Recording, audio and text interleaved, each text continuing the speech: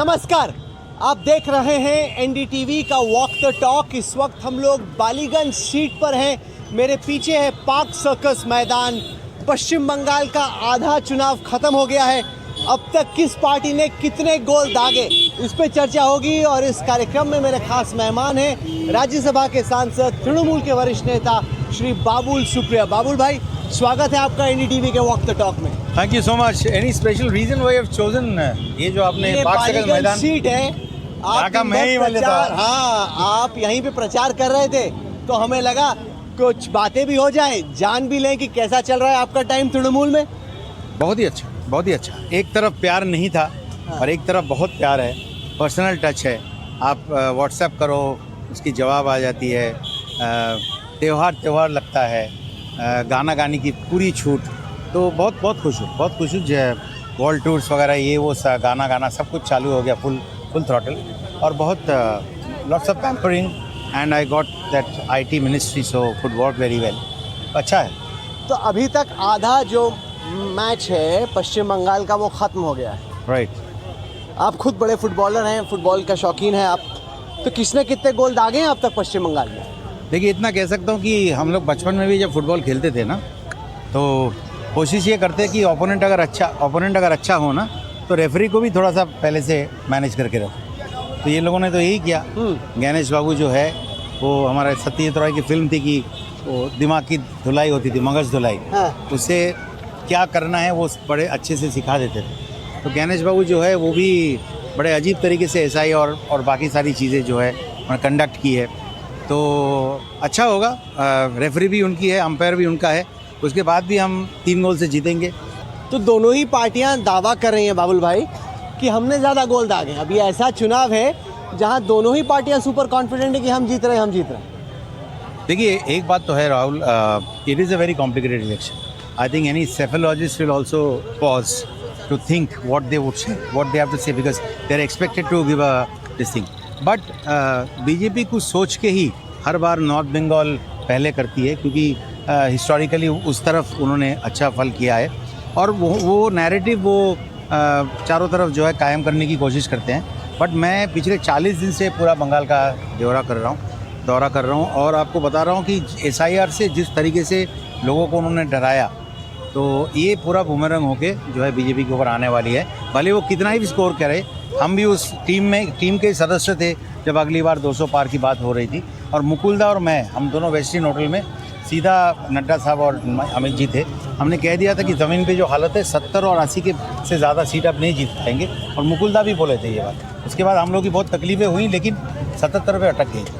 तो इस बार भी दावा तो करना चाहिए, क्यों नहीं करेंगे। हम भी कर रहे हैं, वो भी कर रहे हैं। लेकिन ज़मीनी हकीकत जो है वो मुझे मालूम है, इतना लोगों को परेशान किया है। अब नेताजी सुभाष चंद्र बोस का मिसकोट भी कर रहा है, और दोनों स्वामी विवेकानंद और नेताजी दोनों को इंसल्ट भी कर रहा है। और ऊपर से चंद्र कुमार बोस, नेताजी का भतीजा, उनको भी वोटर लिस्ट से नाम उनका काट दिया। आप डर की बात कर रहे हैं। मैं थोड़ी देर पहले प्रदीप गुप्ता, जो कि एक्सेस माई इंडिया के पोस्टर हैं, उनसे बात कर रहा था। वो कह रहे हैं कि भय इतना है कि 6 में से 10 लोग सर्वेयर को बता नहीं रहे कि उन्होंने वोट किसको दिया। एग्जैक्टली। नहीं भाई, तो आपके राज में इतना डर क्यों है? लोगों को क्यों नहीं खुल के बोल रहे कि किसको वोट दिया है? नहीं, खुल के बोलेंगे इसलिए नहीं, क्योंकि हर बारी देखो, West Bengal has historically been a very volatile place. आप देखो, उसके पहले कांग्रेस के ज़माने में क्या हिंसा हुई थी यहाँ पे, उसके बाद CPM के ज़माने में भी हुई थी। यहाँ पे भी जो है लोग बड़े क्या बोलूँ, वोट के टाइम पे कोई कहाँ पे वोट दिया है, स्पेशली इस बार कोई कहना नहीं चाहता है। ये मैं आपकी बात को बिल्कुल मान रहा हूँ, लेकिन उसका रीज़न ये नहीं है कि सिर्फ हिंसा वोट के टाइम पे यहाँ पे होती है। सरकारें बदलते हुए भी हमने देखा है। और ये जैसे आप यहाँ पे आए हो, ये पार्क सर्कस एक ऐसी जगह है जहाँ पे सारे, ये तो मेरा ही कॉन्स्टिट्यूंसी है। यहाँ पे ईद की नमाज भी यहीं पे होती है। दुर्गा पूजा यहीं पे होता है। दुर्गा पूजा, होली, दिवाली, जहाँ पे बोलो, full India is represented in this ground. ये है जश्न वारिस पाक। यस। आजम अल्लाह। कवाली होता है और कई सालों से हो रहा है, 50 साल से ज़्यादा टाइम को लेके यहाँ पे हो रही है। हम भी रात को यहाँ पे आते थे। हाँ बाबुल भाई, इससे पहले आप बीजेपी में थे, वहाँ की राजनीति अलग किस्म की है। बिल्कुल। यहाँ की राजनीति एकदम अलग किस्म की है। आप बेवारिस पाक में जा रहे हैं, बीजेपी में गए होते तो बवाल कर दिया होता। नहीं, बवाल की बात अलग है। ये लोग मुझे ऑलरेडी त्याग चुके थे। मैं समझ लो Abu Dhabi, Dubai, Bahrain, Muscat, Oman, Brunei, कहाँ मुस्लिम प्रधान जो इंडोनेशिया, सब जगह में शोज़ करता था, वो सब बंद हो गए थे। और देखो, मैं कोई पर्टिकुलर कहीं से ट्रेनिंग लेके तो बीजेपी में नहीं गया था, कोई आदर्श वगैरह लेके तो नहीं गया था। मैंने सिर्फ पॉलिटिक्स में जाने के बाद इतना सोचा था कि यहाँ पे गाने का रिक्वेस्ट आता है, वहाँ पे काम का रिक्वेस्ट आएगा, इतना ही सोचा था। लेकिन जब मुझे यहाँ पे उस वक्त मैं कहीं गाना भी गाने जाता था तो 70 और 30 का डिवीज़न होता था, 70% आते थे। जैसे आसमान में आप किशोर कुमार से आप मोहम्मद रफ़ी को अलग कर दोगे तो आधी आसमान दिखेगी, अवीर साहब से किशोर कुमार अलग करोगे तो यहाँ पे ये जो पूरा आप भीड़ देख रहे हो ना, ये मेरे आसपास भी नहीं आते थे और मैं भी शायद इस तरफ आता ही नहीं था, क्योंकि हम जहाँ पे थे वहाँ पे सांप्रदायिक रूप से हमें जाना जाता था। और इसीलिए ये जो है, यही पश्चिम बंगाल की राजनीति बोली, इसी पश्चिम बंगाल का एसेंस यही है और इसी को दीदी ने इतने साल तक बरकरार रखा है। तो अब यहाँ पे पोलराइजेशन की जो राजनीति है, और ये कल प्रधानमंत्री, आई थिंक होम मिनिस्टर साहब, उन्होंने मंच से ऐसा कहा परसों कि आपको मालूम है ना, जो 4 बच्चे की जन्म देते हैं वो कौन है, आप लोगों को मालूम है कि नहीं, ऐसे पूछ रहे थे। ये जो है, पहले भी वो कोशिश किए थे, ऐसा नहीं चलने वाला है, नहीं होने वाला है। और वो अचानक वोट के पहले आके प्रधानमंत्री जी गंगा में वोट में जाएंगे, ये सब जो है लोग समझ गए। यहाँ पे क्या बहुत पॉलिटिकली, मैं अभिषेक बनर्जी का बयान भी सुन रहा था, पूरे साल आना चाहिए। झालमुरी खा रहे हैं, वोट में जा रहे हैं, झालमुरी तो हमने ही किया था पहले, तो दीदी का झालमुरी नहीं, पूरे साल करना चाहिए ना। ठीक, वोट के पहले आप आके गंगा में जाओगे तो फायदा क्या है? गंगा एक पवित्र चीज़ है। आप गंगा में आप वो क्या नमामि गंगे आप कर रहे हो, गंगा साफ करने की आप बात करो, गंगा एक्शन प्लान, तो आप आके पहले देखो ना गंगा साफ हुई कि नहीं है। सिर्फ वोट के पहले गंगा में जाने की जरूरत है, पहले भी तो आ सकते हैं। यही गंगा के नीचे से ईस्ट मेट्रो जो है, दीदी के साथ झालमुड़ी खाया था मैंने, जो बहुत वो हुआ था उससे, इन लोगों ने बहुत बवाल खड़ा किया था, लेकिन वो खाया था और फेडरल स्ट्रक्चर में वो काम हुआ भी था। तो सर तो वो भी आए थे ओपनिंग करने के लिए, तब तो उनको लगा नहीं कि गंगा के ऊपर से एक बार जाना चाहिए। ये जो फर्स्ट फेज में 92% वोटिंग हुई है, हाँ, क्या संकेत दे रही है? क्योंकि साधारण तौर पे इतना ज़्यादा वोट देश में नहीं पड़ता, कुछ हद तक तो SIR का असर है, लेकिन फिर भी 92% तो बहुत ज़्यादा वोटिंग होती है। क्या नॉर्मली आप अगर कहोगे तो मुझे भी ये चीज़ मालूम है, सबको मालूम है कि जब वोट परसेंटेज बहुत हाई होता है तो नॉर्मली ये समझा जाता है कि एंटी एस्टेब्लिशमेंट वोट हुआ है, एंटी इनकम्बेंसी जो है उसका हुआ है। लेकिन आप जब 1/8 वोटरों को आप कम कर दोगे, और अगर 1/8 वोटर जो है उसमें से अगर 70% भी अगर वोट देते हैं तो परसेंटेज तो ज़्यादा ही दिखेगा। और इस बार वही मैं कह रहा हूँ, SIR का डर जो है वो लोगों के अंदर बहुत गहराई में बैठ गया है, और वो उसमें सिर्फ मुसलमान नहीं, मतुआ से लेके हर जगह में लोगों को जिस तरीके से परेशान किया गया, वो डर का माहौल जो पैदा हुई है, उसमें लोगों को लगा कि वोट अगर नहीं देंगे तो अब शायद उनको CAA की बात तो स्टेज पे कर रहे हैं प्रधानमंत्री जी, तो CAA मालूम नहीं NRC किस तरीके से लागू होगी, तो उस डर के मारे भी वोट बहुत ज़्यादा। और ये भी एक आंकड़ा है कि पश्चिम बंगाल में वोट का परसेंटेज हमेशा ज़्यादा ही रहा है एवरेज। ये आपका चुनाव क्षेत्र है? हाँ, मैं यहाँ क्या MLA बाबुल भाई कैंपेनिंग कर रहे थे, अब आए हैं थोड़ा सा खाने पीने के लिए, हमें भी घुमाने के लिए अपने चुनाव क्षेत्र में, देख के आते हैं क्या काम किया आपने बाबुल भाई यहाँ पे। ये बालीगंज जो सर है, आप घुमाओगे, हमें लेके चलोगे ना? ऑटो किसका है ये, तो घुमा दीजिए। चलो आइए। घुमा चलो। बाबुल भाई, राज्यसभा में सांसद बनने से पहले आप पश्चिम बंगाल में मंत्री थे। बीजेपी ये आरोप लगा रही है कि ममता बनर्जी की सरकार ने यहाँ पे विकास का काम नहीं किया, कि यहाँ पे जैसे आप आसाम में देखिए या बिहार में देखिए या बाकी राज्यों में देखिए, महाराष्ट्र गुजरात तो छोड़ दीजिए, वो राज्य आगे निकल गए, बंगाल हर पैरामीटर पे पिछड़ता चला गया। देखिए, ऐसा लगता है उनको। अगर आप IT में ही देखोगे तो 11-12 में टोटल एक्सपोर्ट्स जो यहाँ पे था वो 8,500 के करोड़ के करीब थे। आज वो 35-40 करोड़ के पास। ये मेरा मिनिस्ट्री है, उससे मैं नहीं कह रहा हूँ, मैं तो बस चंद 3.5 साल मिनिस्टर हुआ। आप जाके बंगाल सिलिकॉन वैली देख लो, उसके बाहर आप इन्फोसिस का बिल्डिंग देख लो, आप TCS में 50,000 लोग पहले से यहाँ पे काम कर रहे हैं। ग्लोबल फाउंड्री को किस तरीके से जगह दी गई है, वो इंडिया में यहीं पे इसी को चुना है। ये खबर दिखाया कहाँ जाता है, किधर दिखाया आप? नहीं, पर अब जैसे वाइजैक में इतने बड़े प्रोजेक्ट्स अब चंद्रबाबू नायडू ला रहे हैं, हेमंत बिस्वा शर्मा सेमीकंडक्टर बना रहे हैं आसाम में। सेमीकंडक्टर तो हम पहले ले चुके हैं, हम तो ग्लोबल फाउंड्री जो वर्ल्ड का अव्वल नंबर पे है उनको लेके आए हैं। यहाँ पे इतना बड़ा वो लोगों ने यहाँ पे सेटअप कर रहे हैं वो सब बिल्डिंग सर, कौन सा उनको इस पसंद है। राज्य में लैंड सीलिंग एक्ट अभी भी है। हाँ, उद्योग लैंड खरीद नहीं पाता है इन्वेस्ट करने के लिए। यहाँ पे बिजनेस करना बहुत मुश्किल है। तोलेबाजी की इतनी चर्चा होती है, करप्शन की चर्चा होती है। ये जो आपके सारे सिंडिकेट तृणमूल के चलते हैं, वो कितना बड़ा मुद्दा रहा है यहाँ पे। देखिए मैं इसको इनकार नहीं करता हूँ कि ये मुद्दा रहे हैं, ये मुद्दा रहे हैं। हर पार्टी में कुछ नेता, कुछ लोग ऐसे होते हैं जो पूरे पार्टी को बदनाम करते हैं। हमको अनकम्फर्टेबल क्वेश्चंस का सामना करना पड़ता है। लेकिन एक चीज़ मुझे बताइए, बीजेपी करप्शन की बात अगर करे तो मजाक नहीं है। अभी जो लास्ट सीएम जो उन्होंने साइन किया है, उनके खिलाफ कितने एक्टिव केसेस हैं, तो वहाँ के मतलब एक क्रिमिनल के तौर पे है। प्रधानमंत्री जी जितने भी, मैं तो बोलूँगा तीनों तृणमूल में अगर जितने भी खराबी थी, अब तो वो सारे बीजेपी में आ गए। सबको तो बीजेपी में लेके उन्होंने साफ कर दिया। 25 ऐसे लोग हैं, आप लोगों ने से लेके सारे पेपर्स में भी आया था, जो बड़े बड़े मंत्री हैं उनके खिलाफ 25 कन्विक्शंस है, उसमें से 23 लोग बरी हो गए। नहीं, पर अभी तो चुनाव पश्चिम बंगाल में है ना। यहाँ हाँ, पे 15 साल में काफी हद तक एंटी इनकम्बेंसी एक बिल्डअप हो गई है। हाँ, ये आपके लिए बहुत बड़ा चैलेंज है। नहीं, एंटी इनकम्बेंसी का काउंटर अब पोलराइजेशन से नहीं कर सकता, यही मैं आपको समझाने की कोशिश कर रहा हूँ। एंटी इनकम्बेंसी जो है, दीदी ने जो सबको लेके चलने की जो बंगाल हमेशा रहा है, ठीक है, अब उसको आप ये सब बातें करके आप उससे मतलब that is polarization is not substitute, और you cannot counter polarization, I mean all this things with polarization जो बीजेपी कर रही है। अब मछली लेके उनके सारे जो प्रत्याशी है वो घर घर घूम रहे कि देखो भाई हम मछली रोकेंगे नहीं, मछली हम खाने देंगे। ये क्या है?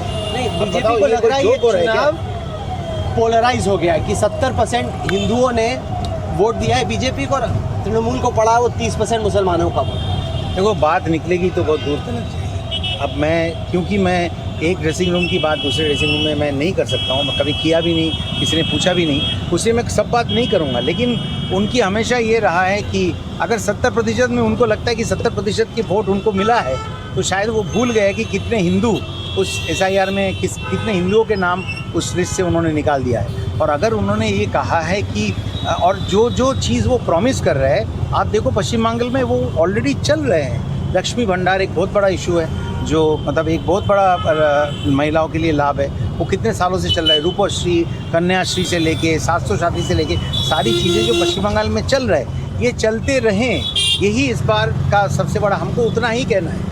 और ये विधायक जो यहाँ से चुने गए थे, वो तो खुलेआम टीवी के सामने ये कहते थे कि हम ये बंद कर देंगे, वो बंद कर देंगे, हमारी सरकार आए तो ये बंद कर देंगे। तो वो डर नहीं रहेगा क्या कि ये सरकार आएगी, एक तो पोलराइजेशन करेंगे। आप देखो बीजेपी के नेताओं के जो तस्वीर है, उसमें लिखा हुआ है सनातन प्रहरी।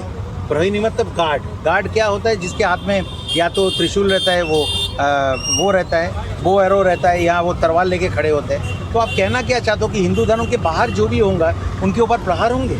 ये जो पूरी इलाके आप देख रहे हो, यहाँ पे तकरीबन मेरे ही सब वार्ड्स है, इसमें 4 वार्ड्स तो ऐसे हैं जहाँ पे 90% से ज़्यादा माइनॉरिटी वोटर्स हैं। लेकिन आप क्या कह रहे हो कि उसके बाहर जो 10% हिंदू वोटर्स हैं, वो सारे के सारे बीजेपी को वोट देते हैं? बिल्कुल नहीं। बात मछली की हो रही है, खाने पर हो रही राजनीति की हो रही है, और तृणमूल ये हवा बनाने की कोशिश कर रही है कि अगर बीजेपी जीत गई तो बंगालियों को उनकी मछली खाने को नहीं मिलेगी।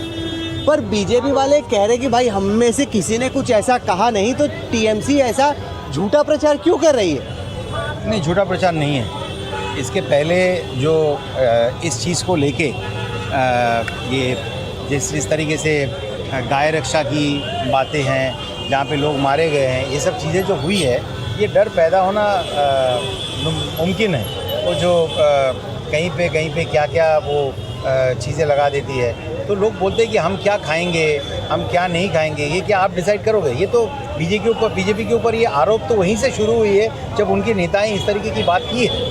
अब मुसलमान डरेंगे नहीं क्या जब आप बोलोगे कि आप देखो वो 4 बच्चे किसके होते हैं? And this is not the first time that they have said it. तो ये भय जो है, ये बिल्कुल लाजमी है। और मैं ये कहता हूँ कि बंगाल में पोलराइजेशन की राजनीति, आप अपोजिट साइड पे कुछ भी रख दो, polarisation will not be able to counter that. हम लोग आए हैं अभी अरसलान रेस्टोरेंट एंड केटरर, जो कि पाक सर्कस कुलर की चाय पिलाते हैं आपको पहले पे है। हाँ आइए। और मैंने मशहूर है, बहुत सुना है इसके बारे में। यहाँ पे मैंने रोल्स भी मंगा लिया है। तो जैसे आप देख रहे हैं, यहाँ पे बड़े खूबसूरत चाय पिलाओ। हाँ बड़ा बड़ा भर दो। बिन चीनी का चाहिए भाई, बिन चीनी का है तुम्हारी चाय? बिन चीनी का दो, हाँ बिन चीनी का दो। नहीं अब यह बताइए, थोड़ा सा चीनी वाला नहीं पियोगे तो मुझे तो बिन चीनी का चाहिए। दो बिन चीनी में थोड़ा चीनी वाला मिला दो।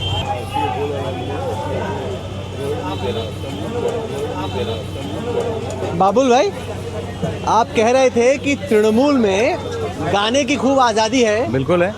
तो ज़रा हमारे दर्शकों को बताएं कि चुनाव प्रचार के दौरान इतने जाने माने गायक के जहन में क्या गाना आता है जब आप भाषण दे रहे होते, दिमाग में क्या चल रहा होता है? जहन में क्या आता है वो तो छोड़ो, हाँ। ऐसा कोई जगह नहीं रहा है। मैं by one get one free हूँ, जहाँ पे भी गया हूँ। अगर मैंने समझ लो 60 चुनाव प्रचार अगर मैंने किया है तो 120 हमने गाना गाया। ये लीजिए, वो उसके बिना और ये मुझे बड़ा अच्छा लगता है। अच्छा, 2 in 1 जो है मामला। अरे मुफ्त में गवा रहे, पैसा भी नहीं दे रहे। कोई बात नहीं, आप बातें बोलोगे एनडीटीवी वालों ने भी मुफ्त में गवा दिया। मैं आपको बताऊं, राधा मोहन सिंह जी के साथ मैं हरियाणा गया था बीजेपी के लिए, एक चुनाव के लिए। वहाँ पे शुरू से ऐसा होने लगा था कि राधा मोहन जी ने बोला कि पहले जैसे ही हम प्रोग्राम शुरू करेंगे, पहले बाबुल का 2 गाना हो जाएगा, उसके बाद हम चर्चा करेंगे, प्रोग्राम शुरू करेंगे। तो अच्छा लगता है। देखो यही चीज़ तो बंद कर दिया हो गया था ना दिल्ली में। अब 14 से 21 तक मेरा शटर जो बंद था, दुकान का शटर बंद था, लोगों को एक परसेप्शन हो गया कि एक आता नहीं है।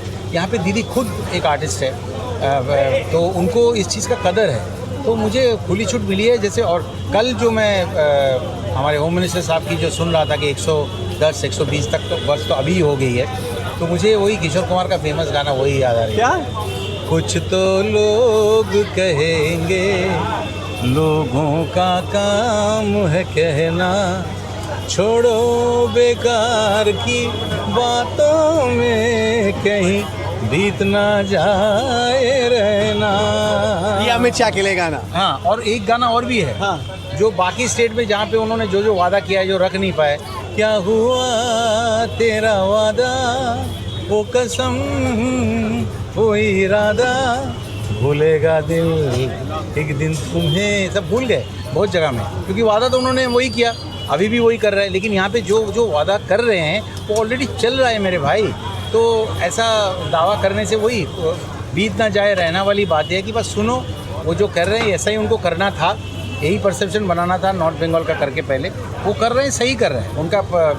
लेकिन इस बार अमित शाह जी जो हैं, उनका होम तो दिल्ली में है, लेकिन 15 दिन वो बंगाल को होम बना के यहाँ पे रह रहे हैं। एक चीज़ का फ़र्क ये होगा कि लास्ट टाइम भी उनको बहुत तकलीफ हुई थी हारने के बाद, इस बार तकलीफ ज़्यादा होगी, यही फ़र्क हो जाएगी, क्योंकि सीट नहीं जीत पाएंगे बीजेपी, जो आज से जो कह जा रही है वो नहीं हो पाएगा। अच्छा बाबुल भाई, ये बताएं, जब दीदी से तृणमूल में डांट पड़ती है तो दिमाग और दिल में क्या गाना बजता है? ठंडे ठंडे पानी से नहाना चाहिए, गाना आए आना आए, गाना चाहिए। कहीं दीदी को तो नहीं बोल रहे कि गाना आए ना आए, गाना चाहिए? नहीं, हम गा लेते हैं, मन में मन गा लेते हैं, क्योंकि देखो दीदी में वो चीज़ है, जो पैम्परिंग, जो प्यार है। आप मैसेज करो उनको व्हाट्सएप में, 1 सेकंड में 5 मिनट में जो है उनका रिप्लाई आपको ज़रूर आएगा। हो सकता है कभी थोड़ा लेट हो, लेकिन ज़रूर रिप्लाई आएगा। और एक बार 2 बार नहीं, कभी 1 बजे कोई रविंद्र संगीत सुन के उनका मैसेज आएगा कि मैं ये 2 गाने सुन रहा था, बहुत अच्छा गाया बाबुल, बहुत। और हर जगह में विधानसभा के अंदर, हर विधानसभा जब हर सेशन जब ख़त्म होती थी, आज स्पीकर साहब का था इसलिए मैं लेट हो गया, हर बार विधानसभा के अंदर मेरे गाने से ख़त्म होती थी। आप बताओ, ये एक्नॉलेजमेंट, अच्छा काम करो तो। कौन सा वाला गाना बजता था जब विधानसभा? रविंद्र संगीत में गाता था। हाँ, रविंद्र संगीत भी सुनाइए प्लीज़। तुम्हारे, अच्छा जो गाना सबको मालूम है, सत्यजित राय की फिल्म में भी यूज़ हुई थी। आमी चीनी गो चीनी तुम्हारे ओ गो विदेशिनी, आमी चीनी गो चीनी तुम्हारे ओ गो विदेशिनी, তুমি থাকো সিন্ধু পারে, তুমি থাকো সিন্ধু পারে, ও গো বিদেশিনী, আমি চিনি গো চিনি তোমারে, ও गो विदेशिनी। सुबह 6 बजे मैंने काम करना शुरू किया था, देर रात हो गई है। इसमें थोड़ा सा मिठास वाला लगा मिला दो तो ये, अगर ये चाय उनको चीनी के बगैर मज़ा नहीं आ रहा है। नहीं, चीनी के बगैर, चीनी के बिना ही पीता हूँ, लेकिन अगर आपको टेस्ट कराना है तो चीनी के साथ इसका क्या टेस्ट है वो मैं आपको थोड़ा चखाना चाहता हूँ, लेकिन आप पी नहीं रहे। चलो डाल दो भाई, चीनी डाल दो, थोड़ा सा चीनी वाला मिला दो, चीनी वाला मिला दो।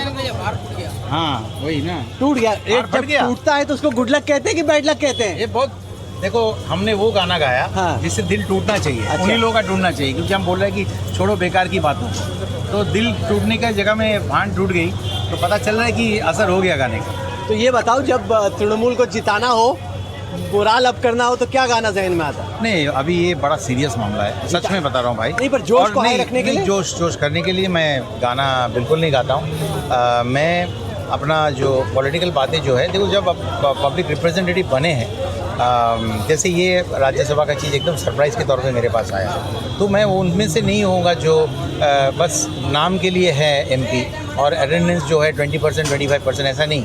The only way to show gratitude to the people and to Didi and Abhishek भाई इज़ टू परफॉर्म।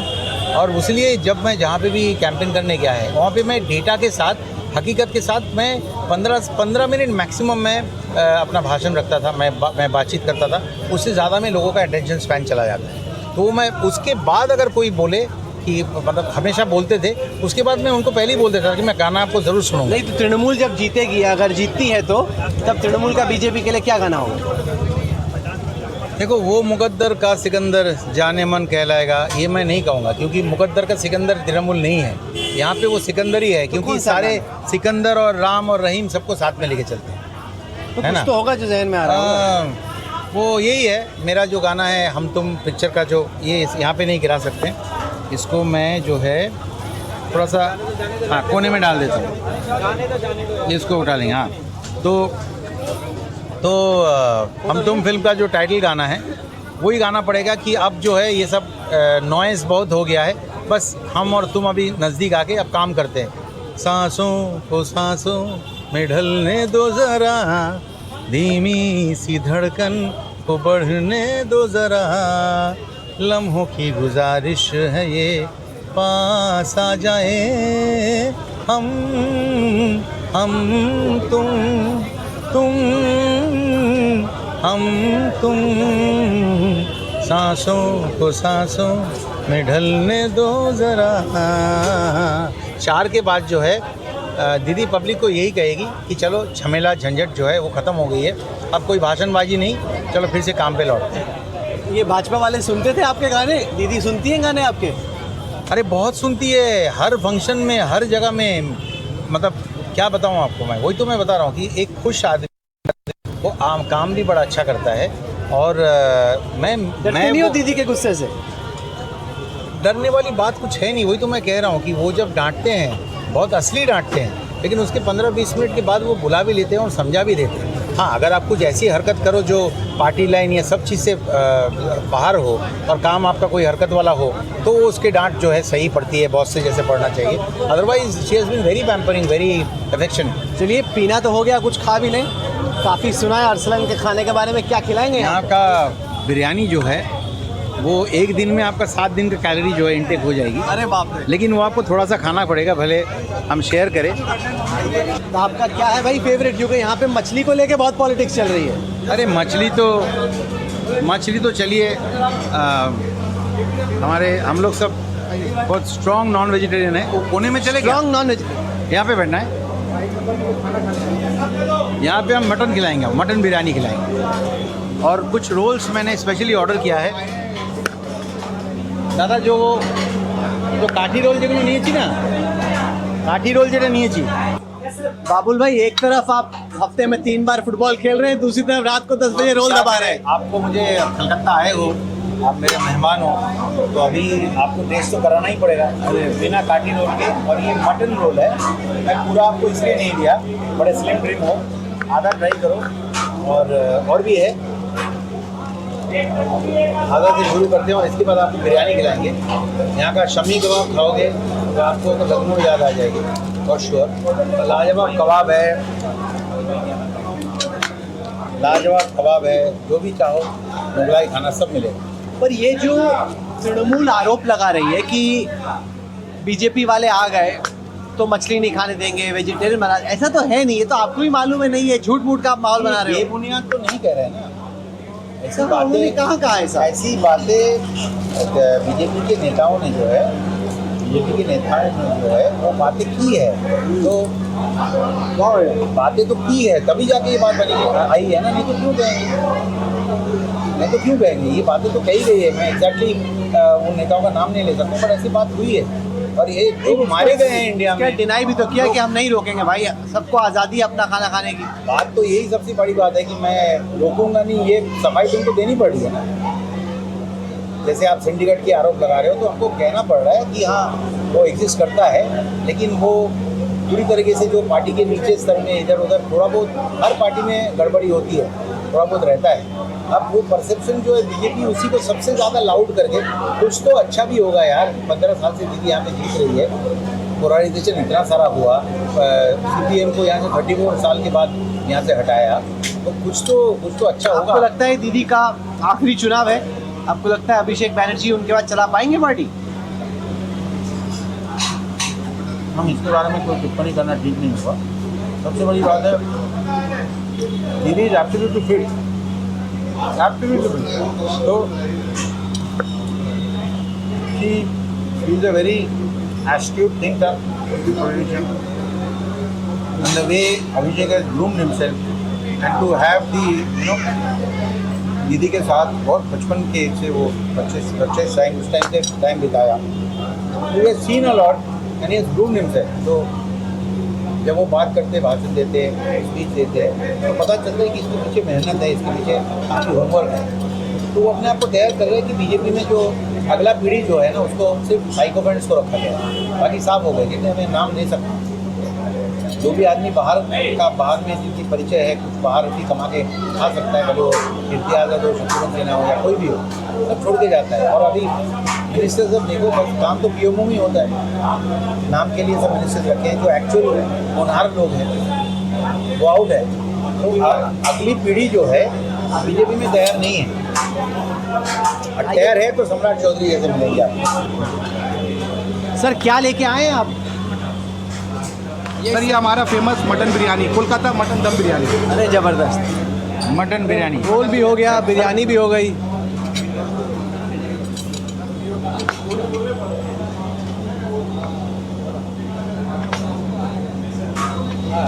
ये आलू जो है, this is the most tantalizing thing, अरे वाह, it will melt in your mouth, forbidden है। बस राइस मुझे नहीं देना चाहता, बस तो डाल दो शॉर्ट थोड़ा सा राइस तो चाहिए।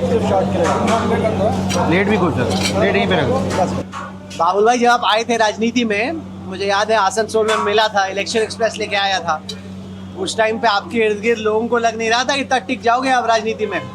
कितने 12-13 साल हो गए अब। देखो हम तो जहाँ कॉन्स्टिट्यूंसी में लड़े हैं, हम तो जीते हैं। आसनसोल में सेकंड टाइम में मुझे 3 गुना ज़्यादा वोट मिला था। First time was 70,000, second time was 2 lakh. तो जब मुझे बॉम्बे में सुनील दत्त जी बहुत पसंद थे, क्योंकि बांद्रा में मैं उनकी इज्जत मैं देखता था कि कैसे उन्होंने लोगों का काम किया है, और जहाँ जाते थे लोग कितना प्यार देते थे, कितना इज्जत देते थे। तो these kind of people have been my idols when it comes to politics, and I think that अगर आप थोड़ा सा रिस्पॉन्सिबली आप अगर करना चाहो तो दिस इज़ अ एनजीओ ये सब खोल के लोग जो बहुत सारे एनजीओ है वो अच्छा भी करते होंगे, बट ये सब करने की ज़रूरत नहीं है। थोड़ी बहुत एडमिनिस्ट्रेटिव एक्सपीरियंस और थोड़ा सा एडमिनिस्ट्रेटिव पुश आपका रहें तो आप लोगों का काम और आसानी से और जल्दी कर सकते। भाजपा में जो लोग हैं जो सोचते हैं कि बाबुल सुप्रिया राजनीति को लेकर सीरियस कभी नहीं था, उसका बॉम्बे में गाना बजाने में ज़्यादा इंटरेस्ट था, राजनीति में और जनसेवा में कम, उनको क्या कहेंगे आप? इसी वजह से तो बीजेपी छोड़ना पड़ा था, भले वो मस्टर्ड डालते हैं ना इसके ऊपर। नहीं हाँ नहीं एकदम नहीं। फिर क्यों लेके आया वो? देखते रहो बस, मैं आपको गाइड कर रहा हूँ ना। अच्छा, डालना नहीं था? नहीं, मैं डालो, ठीक है, कोई बात नहीं। मेरे को लगा वो डालने के लिए लेके आया। बट ये डुएट की जरूरत नहीं है, सोलो ही बहुत अच्छा है। तो बहुत टेस्टी। यही तो प्रॉब्लम है कि अच्छा काम एक्नॉलेज करने का प्रॉब्लम है, उनकी आदत नहीं है। उल्टा सेकंड टाइम में मेरा काम खराब करने की बहुत कोशिश की गई थी। बिना काम किए तृणमूल के खिलाफ मैं 2 लाख वोट 3 गुना वोट से जीत सकता था क्या? आपको लगता है? वही कुछ तो लोग कहेंगे याद आ जाती है। बाबुल भाई, ये बिरयानी बड़ी ज़बरदस्त थी हाँ, और आपके साथ बातचीत करके चुनावों का रंग भी देखने को मिला, रोल और बिरयानी भी खाने को मिली। हर कलर भी मिला। ये ऑरेंज रंग का है, हाँ, आप ब्लू और व्हाइट पहने हुए हो, आप ग्रे में चल कलर रहे है, हो। आप ग्रे में चल रहे हो। लेकिन उसका मतलब नहीं है कि मेरे में कोई ग्रे एरिया है। ग्रे मैटर है, ग्रे एरिया नहीं। अरे जान, आपने एनडीटीवी के वॉक द टॉक के लिए वक्त निकाला, बहुत बहुत शुक्रिया। अब देखना होगा कि बंगाल के इस मैच में टीम कौन सी जीतती है और मैन ऑफ द मैच कौन बनता है। Absolutely, it was fun, and I think the first interview we did was maybe 25 years back. 25 साल पहले ताजमहल के पीछे हम लोगों ने शूट जब किया था। 350 साल Yes, हाँ, उस टाइम पे शूट किया था। It was a pleasure as usual. All अब the भी best. मजा आया था, इस बार भी मजा आया। Yes. वक्त निकालने के लिए बहुत खाने के शुक्रिया। साथ गाना हो जाए हाँ। तो ज़्यादा इससे अच्छा चीज़ें क्या जम हो जाती सकता है, है। मैं भी जम जाती। बहुत बढ़िया, बहुत बहुत शुक्रिया आपका। Thank you.